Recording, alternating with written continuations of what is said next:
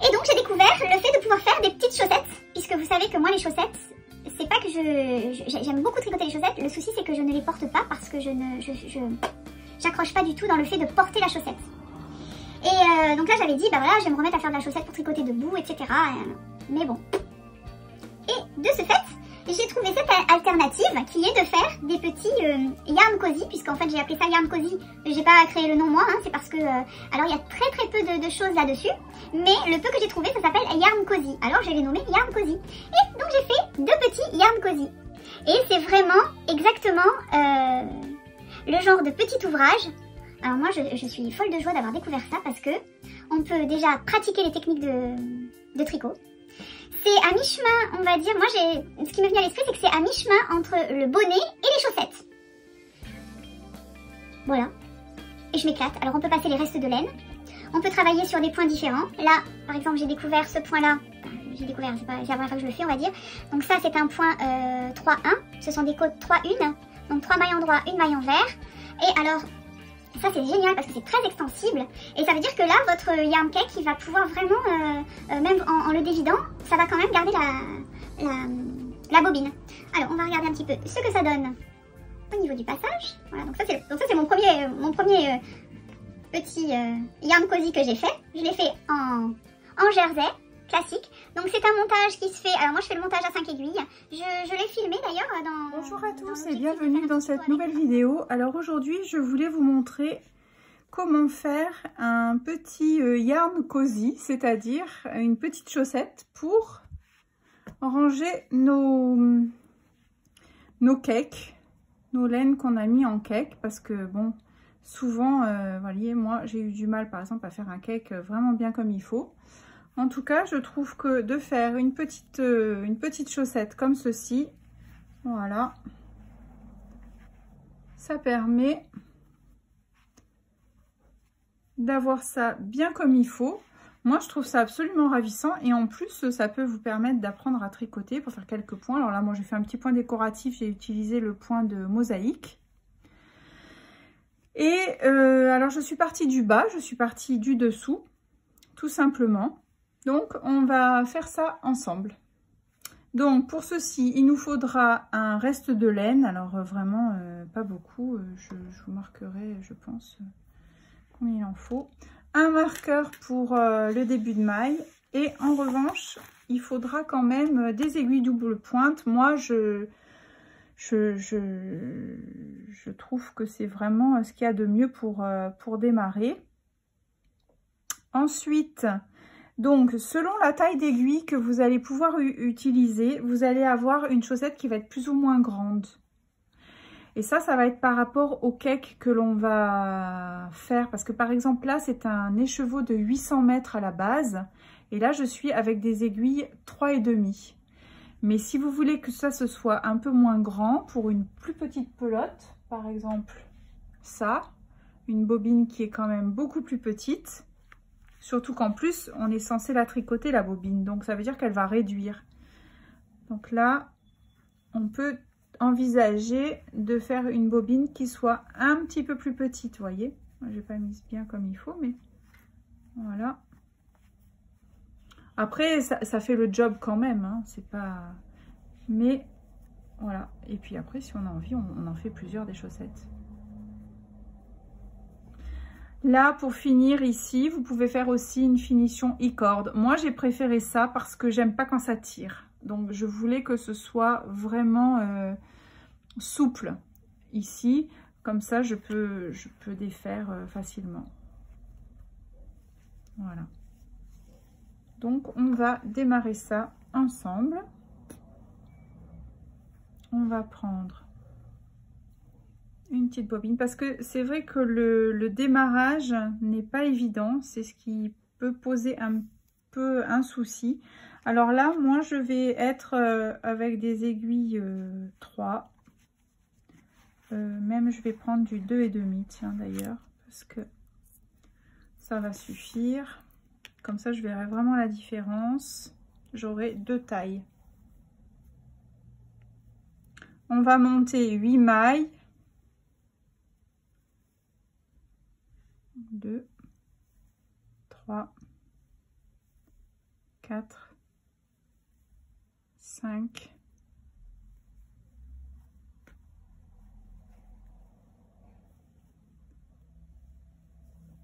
6, 7 et 8. Voilà. Et là maintenant, on va venir répartir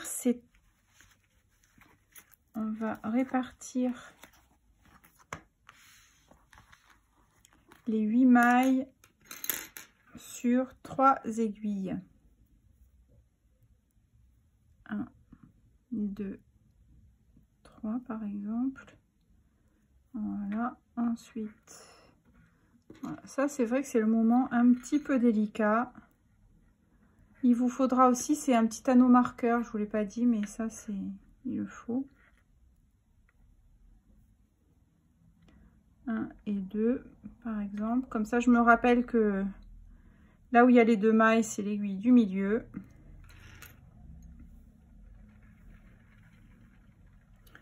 J'ai pris un fil un petit peu trop grand. Et là, on va bien placer comme ceci. On a nos 3 aiguilles. Voilà. Maintenant, on va tricoter on va tricoter 2 rangs normalement.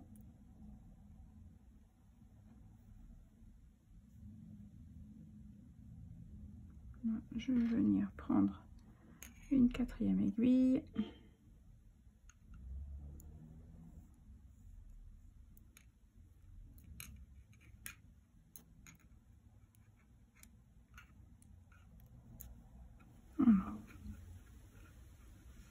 Une, 2,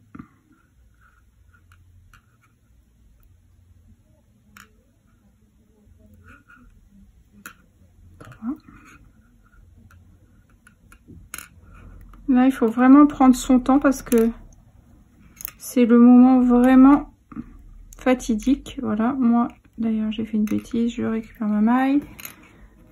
Voilà, maintenant, je vais venir tricoter les 2 de l'aiguille d'après. 1 et 2. Voilà. Et je fais mon petit tour tranquillement. Voilà.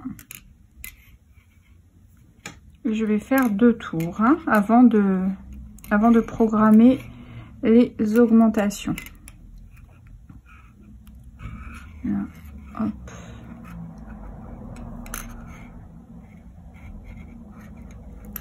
D'ailleurs, pour les personnes qui suivent le début de la couvrante Elena Baby Blanket, on commence aussi avec 4 aiguilles comme ça. Donc là, j'ai fait mon premier tour. Alors, j'ai pas encore mis l'anneau marqueur parce que je vois bien que hein, j'ai pas besoin de le mettre là. Après, on va le faire. Là, je vais faire le 2e rang.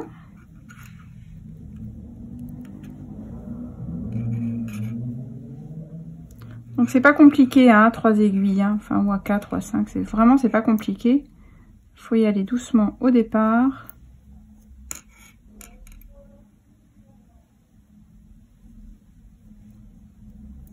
Voilà.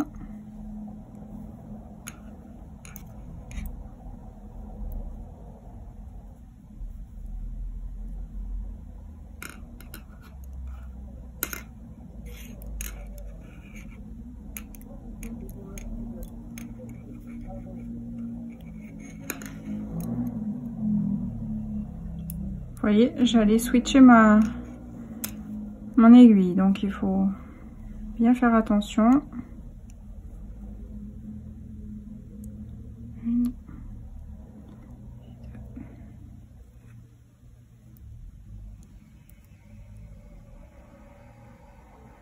Voilà. Et les 3 dernières. Comme ça, j'aurai fait mes 2 rangs. de début.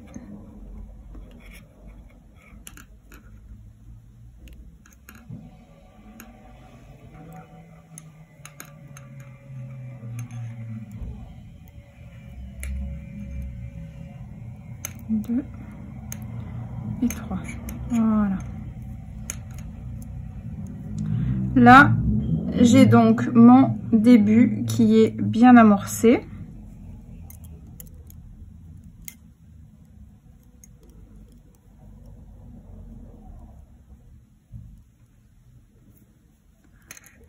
Et là, on va pouvoir faire on va commencer les augmentations. Donc on tire un petit peu bien là sur le. Donc les augmentations qui sont KFB, donc knit front and back. On tricote là. Repérez bien votre début de rang avant, parce que là on peut pas encore mettre le marqueur, mais donc on prend par devant et par derrière.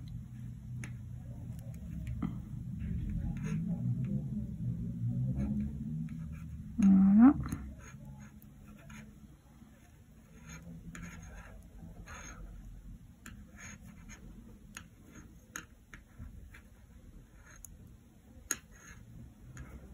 On va faire comme ça sur les 8 mailles, ce qui fait que nous allons avoir 16 mailles.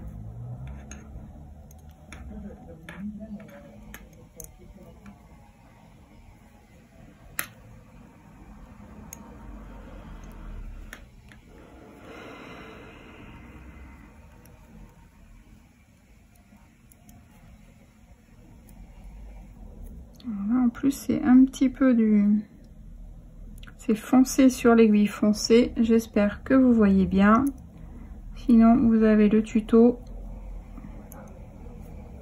spécial maille KFB.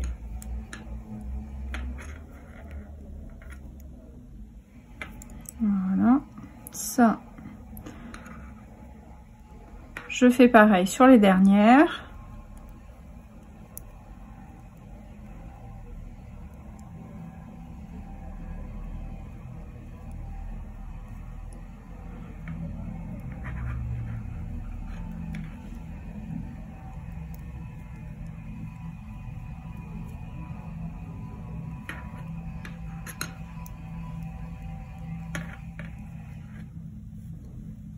Voilà, et comme ça, j'ai bien mes 16 mailles. On va vérifier.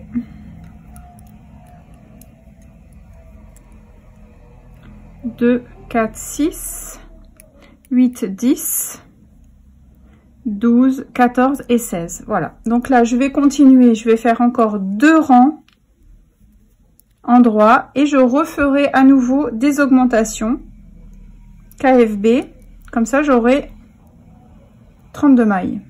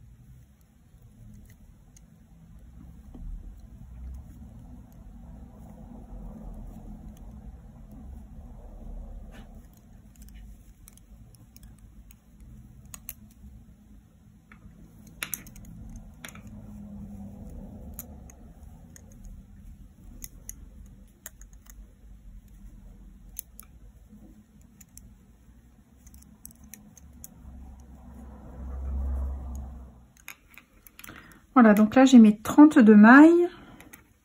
J'ai fait mes 2 tours. Je vais maintenant refaire un rang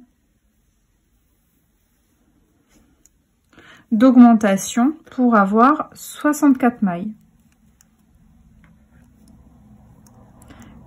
Et après, je continuerai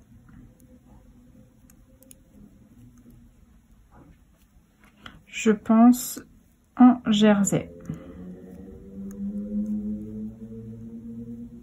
Mais on peut aussi, on peut très bien faire un point de côte, par exemple, avec 3 mailles en droit, une maille en vert, parce que comme ça peut faire quelque chose qui va être après peut-être plus modulable d'ailleurs, qui va être peut-être plus élastique et qui pourra s'adapter au fur et à mesure que la pelote va diminuer. Donc ça,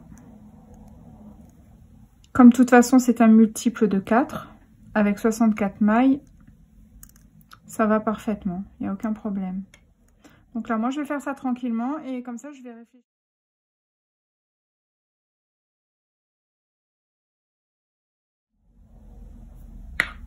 Voilà, donc là, j'ai mes 64 mailles.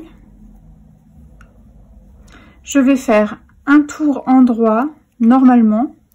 Et après, je vais attaquer en côte 3-1. Et je placerai, je vais répartir mes mailles sur mes 4 aiguilles et je placerai le marqueur. Je vais vous montrer après. Alors la hauteur, voilà, bah, ça fait 10 cm. Vous voyez? Moi je trouve que 10 cm c'est pas mal. Donc on se retrouve un petit peu plus tard, hein, quand j'aurai fini. À tout à l'heure. Voilà, donc j'ai fait mes côtes une. Et là, j'ai commencé à rabattre. Voilà. Et je rabats pour que ce soit quand même extensible. Donc moi, j'ai ma petite technique de rabattage. Vous l'avez en tuto, hein, dans ma playlist How to Simone et Ginette. Donc la maille en vert, je la rabats normalement. Et pour la maille en droit, je fais un jeté dans le sens inverse. Maille en droit et je rabats les 2 mailles. C'est ce qui va nous donner le petit côté extensible.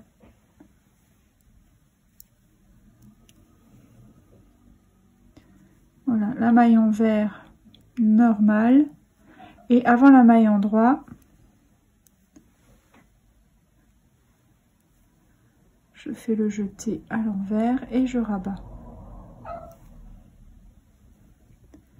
Voilà.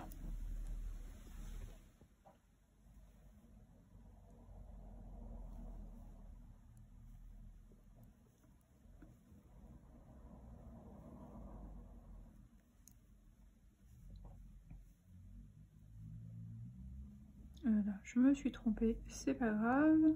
Hop.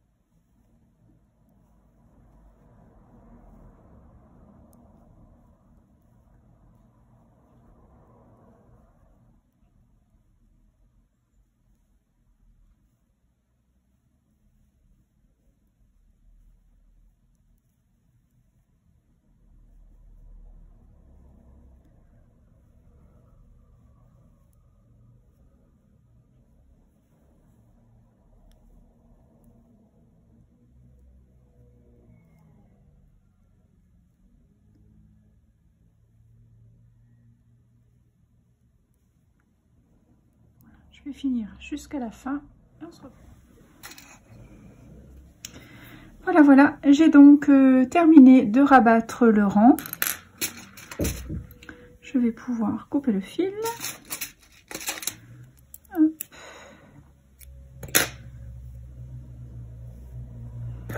Voilà.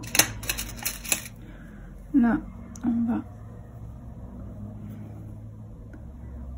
rentrer le fil par ici.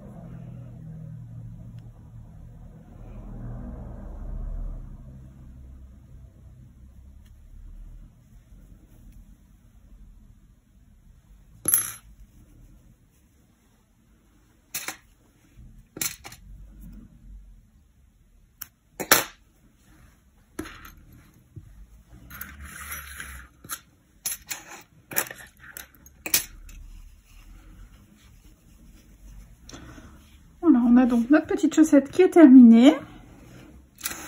Là, vous voyez, c'est quand même deux tailles quand même bien différentes. Au niveau de la hauteur, à la base, on est à peu près la même hauteur.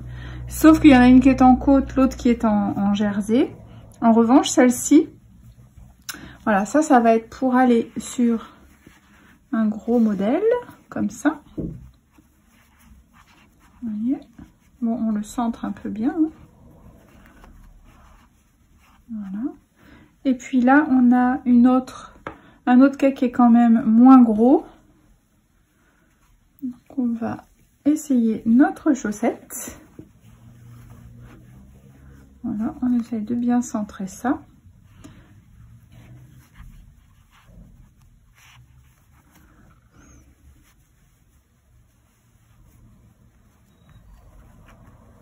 Alors là, je n'ai pas bien centré. Mais une fois que c'est bien centré, voilà ce que ça nous donne. Et ça, je pense que cette taille-là, elle peut aller sur un cake un petit peu plus grand encore. Voilà, bon, on l'arrange bien, on le met bien. Voilà. On peut essayer hein, d'ailleurs de le passer sur l'autre. On va voir tout de suite si ça va ou pas. Là, le cake qui commence à être un peu abîmé parce que j'arrête pas de... On va regarder si cette taille-là pourrait éventuellement... Vous voyez, mais ça peut aussi convenir pour un gros cake, hein, finalement. Hein. Donc, éventuellement, ça peut le faire. Voilà. Donc là, on est avec des aiguilles en 2,5 et tout des côtes 3/1. Ce qui fait que c'est quand même très très extensible. Et voilà, là on est avec un point jersey. Bon, voilà. Ça après c'est un choix. Voilà, bah écoutez, j'espère que ce petit tuto vous aura plu. Ça va vous permettre de passer plein de restes de laine. Et puis si vous avez... si vous en faites, eh bien faites-moi passer ça sur Instagram. Je serais ravie, pas sur Instagram, mais peut-être sur Facebook ou voilà.